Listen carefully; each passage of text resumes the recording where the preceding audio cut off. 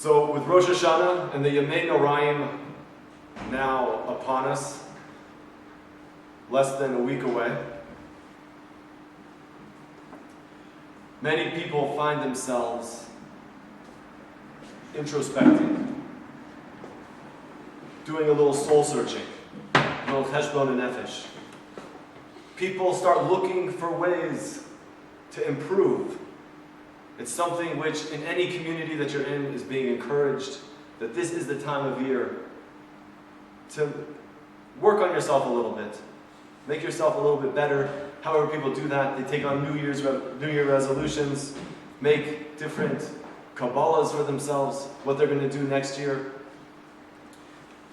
and ultimately to change a little bit.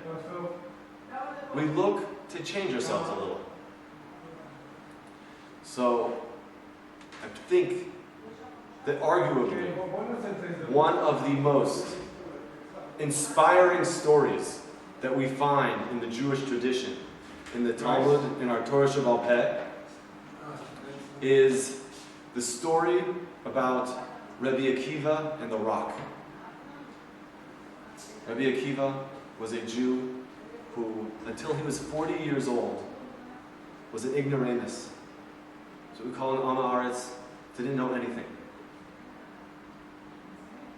Till one day, he's walking, and he sees a rock that water was dripping on.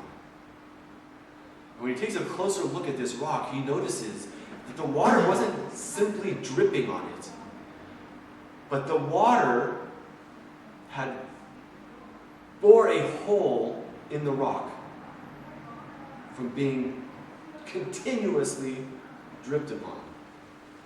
And when Rebbe Akiva saw this rock, he took a tremendous lesson from it. And he said, if this water can have this in water, which is something that is so fluid, something that you could call perhaps the most flexible of substances, it will take form to anything that it is impacted by, has the power to change a rock, something completely solid and stubborn. So Rebbe Akiva learned from that, so too the Torah can penetrate my heart.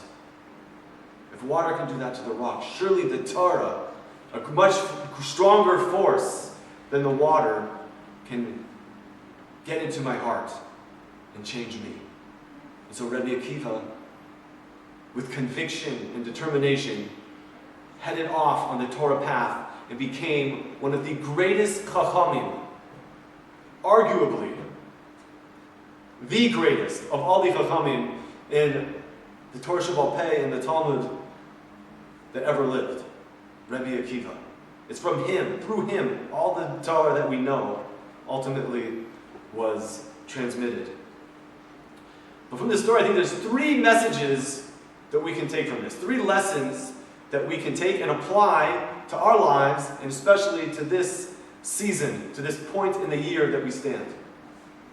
The first is that, where did Rebbe Akiva learn this lesson? From nature. He looked at something that was happening in pure nature and applied it to his life. And he learned something about ruchnius, something about spirituality. And this really should not be a surprise, because Chazal tell us that when Hashem created the world, he staka be'oraisa ubara alma. He looked into the Torah and he created the universe. The Torah is the blueprint of the universe. And if you look at scientists in science all the time, scientists are finding these discoveries, and we can learn things. They're coming on to say, this is the fingerprint of God, is the only explanation. One of the classic examples that I personally took for myself and was given strength and meaning from it is the creation of an atom bomb. In order for an atom bomb to be created, we're talking about neutrons and electrons and all these things, right? Something in nature. In order for that to be created, they have to reach what is called, in scientific terms, a critical mass. Before you reach that critical mass, you have the electrons bouncing around, and they can vanish. Once you get that critical mass, there's some kind of gravitational pull, some kind of energy pull that will then keep everything contained. This is a beautiful lesson for me in creating a minion. You want to create a minion? You got to get a core group of at least, let's say, 15 guys before that minion becomes something kavua. Because what? You have night after night of 6, 7, 8 guys. You don't have that critical mass. You'll have that 8th guy will go, I'm going to go out to the street to go look for number 9 and number 10, and you will never see that number 8 again. He will vanish off into the night, just like that electron that bounces out. You got to get that critical mass. That is one lesson that we learned from Rebbe Akiva, is that we can see the fundamentals of Torah and the spiritual world reflected in nature. The second is that what? That water, how did it put a rock? How did it put a hole in the rock? Consistency.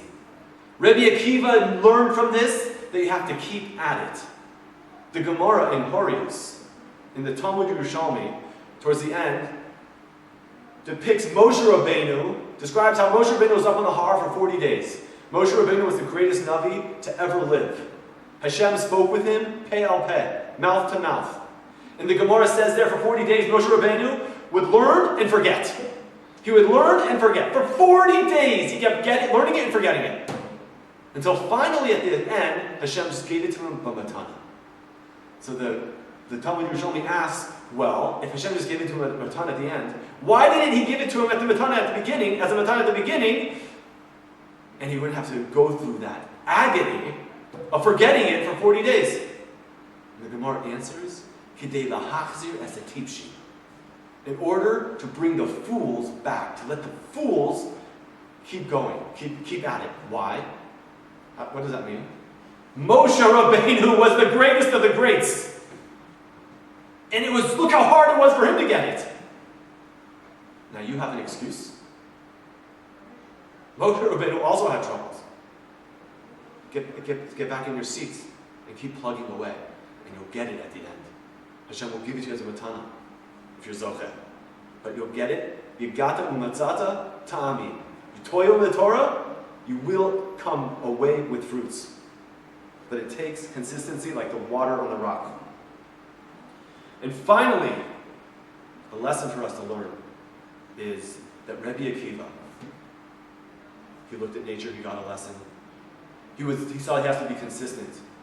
But what was the real point of celebration for Rebbe Akiva? Is that he changed because of this. And how did he change? Well, who was Rebbe Akiva before? The Gemara in Pesachim describes who Rebbe Akiva was before. So he was an Amaretz. He wasn't just stam and ignoramus, though, we should know. Rebbe Akiva was a man who, when he saw the Talmidei Chachamim, when he saw the Rabbanan, he said, I would want to bite them. But not like a dog, like a mule, like a chamor. Why? Because a dog bites and it doesn't break bones. When a chamor bites, when a mule bites, it bites and it breaks bones. That was Rebbe Akiva's attitude pre this rock incident towards Talmidei Chachamim, towards Torah scholars. But he changed. He not only became a lover of Torah scholars, but became the greatest. How did that change occur? Like water drops, little by little.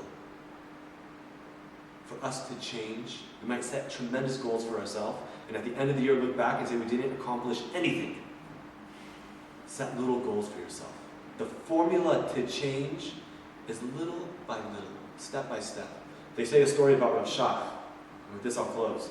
And it was during one of the major wars here in Eretz Yisrael. Could be the Persian Gulf War. As we all know, the Persian Gulf War, Iraq was firing tons and tons of missiles landing in Israel. And I think one person was killed.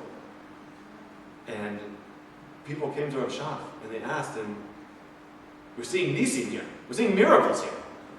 Maybe we should be makabel on ourselves something, do tshuva as a nation, maybe we should do something. And Rav Shach said, good idea, but just little things. Little things. You know what he was makabel on himself? Rav Shach said, I'm going to be makabel on myself. So when I say birkas hamazon, when I bench, when I say the bracha after eating bread, I'm going to say it from within a siddur, within a prayer book. Looking. I'm not going to say it by heart. I'm going to actually look into the siddur. And I'm only going to do that till Pesach. So it's just going to be a couple months. That was his little Kabbalah. That was really something confined in terms of effort and time and everything. So before we get carried away with our Rosh Hashanah davening, our prayers and our Sarasumei Tshuva prayers and on Yom Kippur, and we get carried away and we start saying, I'm going to change 180 degrees. Just consider this. Focus on trying to change just 1 degree. That 1 degree. Get that 1 degree down. Do that. Because that could just be all that it takes to set you in the right direction towards that 180 degrees. But one little step after little step. I wish everybody a Akiva, Chasina Tova, Shana Tova Umasuka, a sweet new year, and thank you all again, and looking forward to seeing you back here after the Chagim. Hey, Shkai. So we're going to wait until Cheshvan when the new Zwan starts, okay, to get the ball rolling here again. It was a tremendous Elul Zman, and it was really a tremendous year. Tavshin Ayin Hey will definitely go down in the history books of the Torah history of Arnona in Yerushalayim. Woo! Yeah!